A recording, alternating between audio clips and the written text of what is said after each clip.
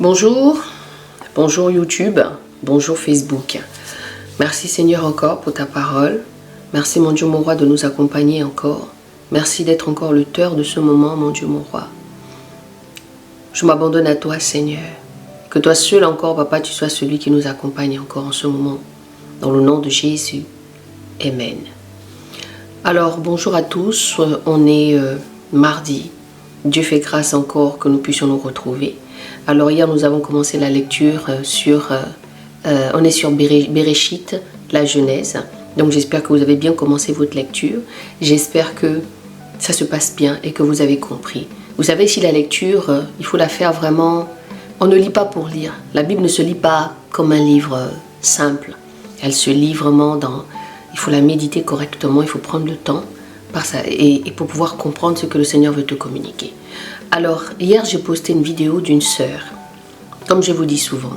Une sœur que le Seigneur a permis que je guide, que j'accompagne dans sa marche. Elle avait un besoin d'être accompagnée, elle avait un besoin en fait de comprendre qui était réellement le Seigneur par rapport à sa vie, par rapport à certaines choses, son expérience personnellement avec le Seigneur.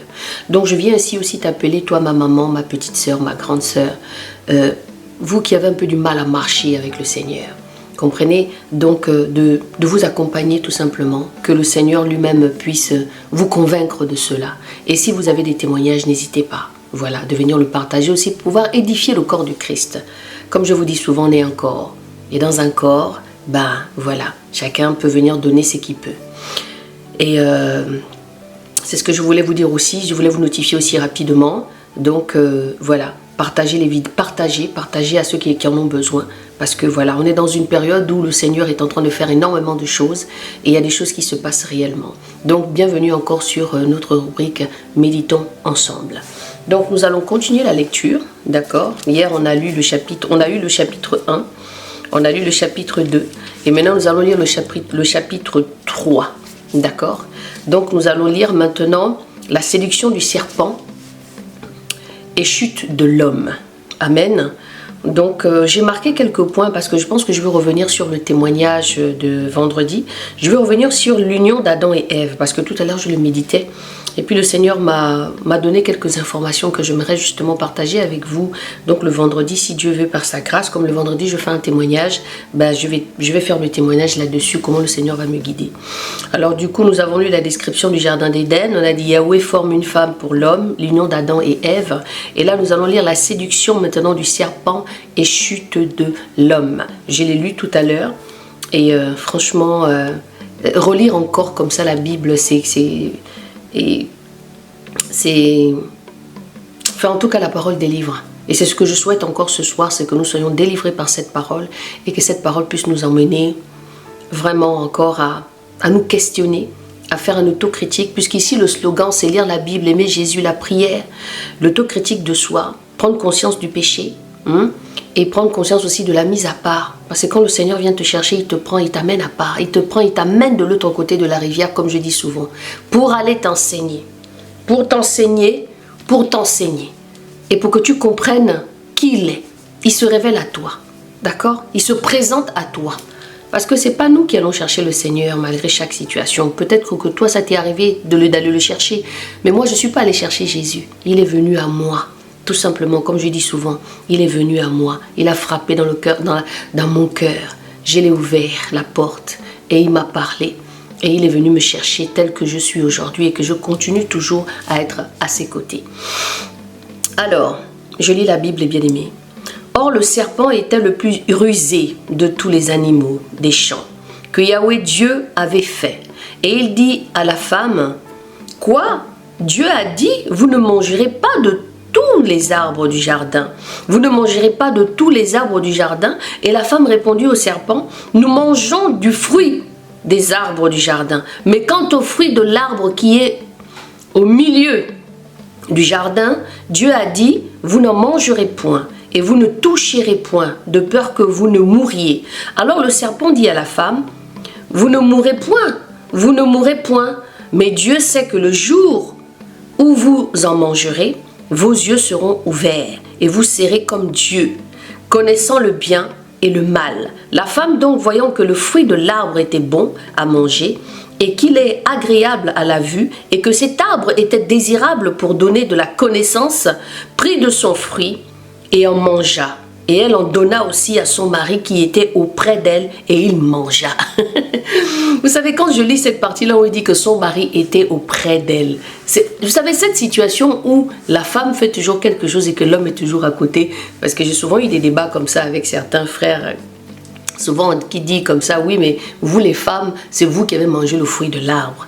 Mais ok, on a mangé le fruit de l'arbre, mais toi qui as eu les inscriptions, tu étais où quand la femme mangeait le fruit de l'arbre? Tu étais où? Puisque les inscriptions ont été données par Adam.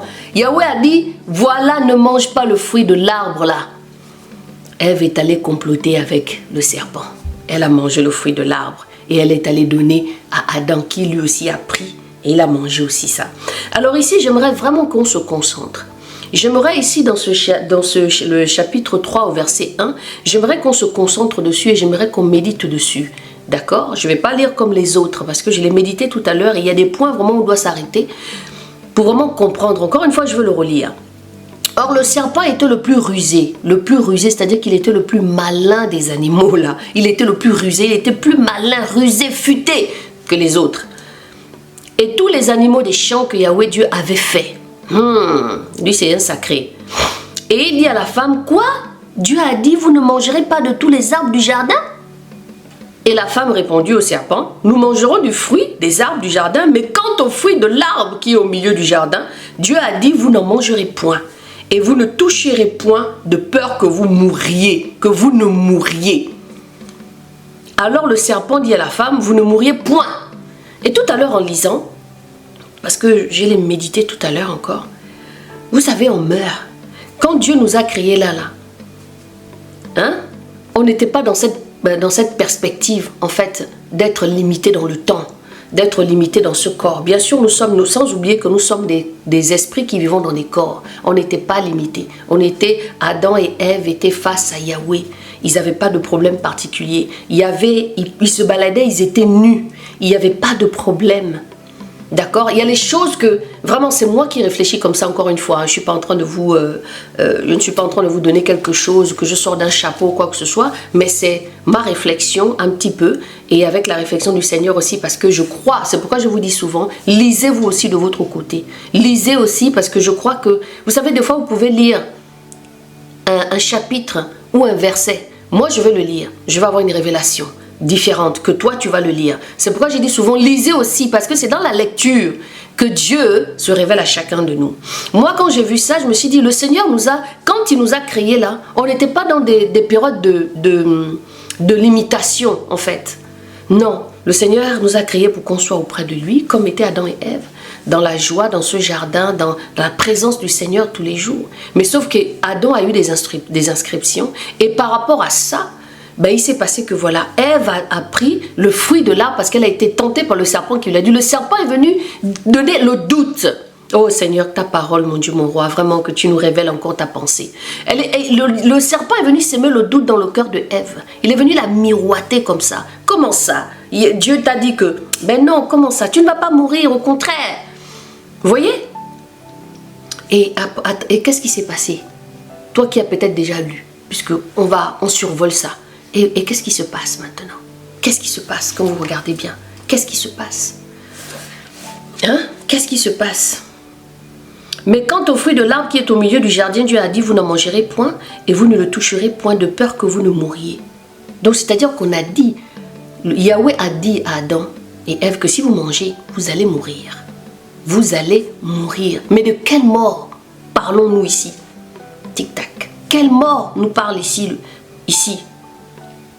De peur que vous ne mourriez. Parce que moi au début quand j'ai médité, j'ai dit mais au départ je lisais, je me suis dit mais on parle de quelle mort ici réellement? Quelle est cette mort là qu'on dit que si on mange ce fruit, le fruit de l'arbre que Dieu a interdit, parce que là déjà ils déshonorent déjà la parole de Dieu.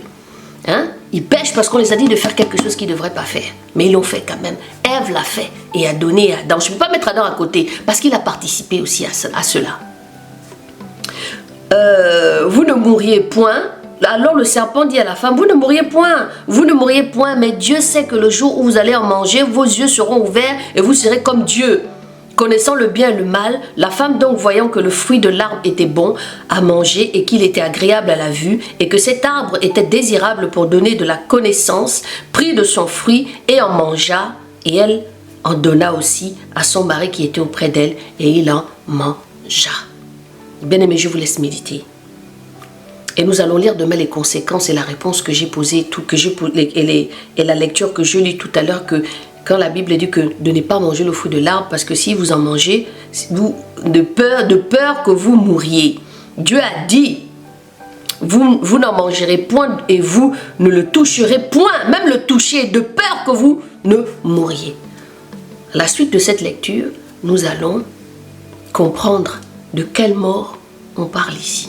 Donc ceci dit, je vous laisse encore dans cette méditation. Merci Seigneur encore, Papa, parce que je crois que tu nous as enseigné. Merci Seigneur, parce que je pense que tu vas faire tomber les écailles et le voile pour chacun de nous et de comprendre ta parole correctement dans le nom de Jésus. Les bien-aimés, je vous dis à tantôt. Bonne méditation à tous et que le Seigneur vous garde et vous éclaire dans cette lecture encore, dans le nom de Jésus.